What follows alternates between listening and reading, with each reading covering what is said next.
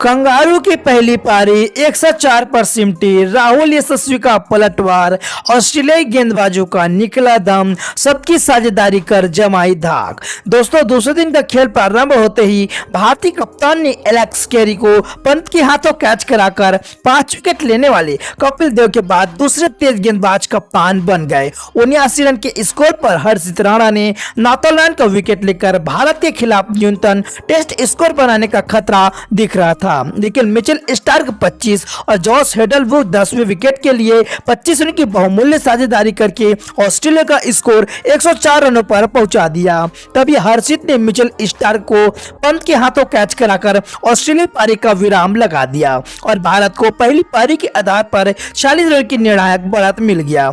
जब भारत ने अपनी दूसरी पारी की शुरुआत की तो दोनों सलामी बल्लेबाजों की अग्नि परीक्षा लेने कंगारू गेंदबाज बेताब दिखाई दे रहे थे, और बेताब हो भी क्यों ना, क्योंकि भारतीय तेज गेंदबाजों ने कंगारू टीम को उसी की धरती पर मात्र 104 रन पर पवेलियन भेजकर जो जख्म दिया था, उस जख्म की वेदना को भरने के लिए पहली पारी जैसे घातक गेंदबाजी कर भारत के मनोबल को तोड़ना चाहते थे। लेकिन भारत के दोनों सलामी बल्लेबाजों ने जिस धैर्य, संयम, पराक्रम और सूझबूझ के साथ ऑस्ट्रेलिया आक्रमण का सामना करते हुए दूसरी पारी की बुनियाद रखा और उस बुनियाद को मजबूती प्रदान की, वह काबिले तारीफ है। पहली पारी की हमारे जीरो ने दूसरी पारी में ऐसी हीरोपंती दिखाई कि कंगारू गेंदबाजों के पसीने छुड़ा दिए। जब से भारत ने अपनी दूसरी पारी की शुरुआत की, तब से लेकर दूसरे दिन के खेल समाप्ति तक कंगारू गेंदबाज मात्र मुख्य दर्शक बने देख रहे थे कि फौला गेंदबाज विकेट लेकर इन भारतीय बल्लेबाजों के बीच घातक होती साझेदारी को तोड़कर राहत दिलाएंगे।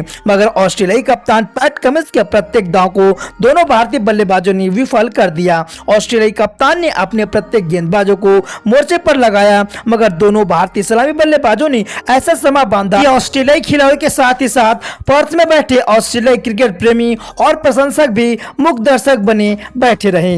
और इधर दोनों भारतीय बल्लेबाजों की वीरता भरी पारी देखकर दंग रह गए। उन्हें यकीन नहीं हो रहा था कि पहली पारी में मात्र 150 रनों पर ढेर होने वाली भारतीय टीम यही थी कि कोई और उन्हें समझ नहीं आ रहा था। पहले दोनों बल्लेबाजों ने धैर्य के प्रतिमूर्ति बनकर 50 रन की साझेदारी की, फिर उस साझेदारी को 100 रन तक पहुंचा दिया। फिर ऑस्ट्रेलियाई सरजमी पर अपना पहला अर्धशतक जमाया और दुनिया को अपनी प्रतिभा का लोहा मनवाने पर विवश कर दिया। फिर क्या था, राहुल भी खरबूजे को देखकर खरबूजा रंग बदलता है, उसी अंदाज में राहुल ने भी अपने 16वें टेस्ट अर्धशतक लगाकर कंगारुओं को तिगनी का नाच न जाने पर मजबूर कर दिया। कप्तान पैट कमिंस ने आज 7 गेंदबाजों से गेंदबाजी करवाया, लेकिन यशस्वी जायसवाल और लोकेश राहुल रूपी भारत के सलामी बल्लेबाजों को दीवार को अंत तक भेजने में नाकामयाब रहे।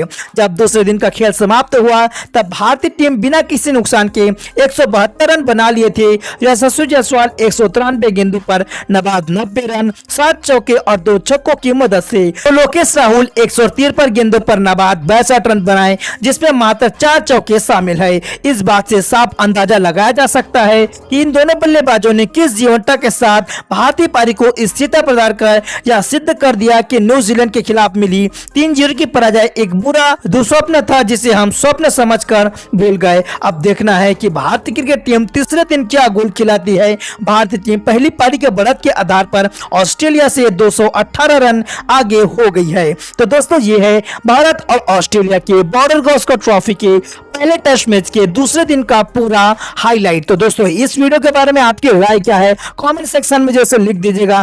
दोस्तों, वीडियो पसंद आएगा तो वीडियो को लाइक कर दीजिएगा और इस तरह की वीडियोस के लिए आप एनसीएन स्पोर्ट्स को सब्सक्राइब कर दीजिएगा।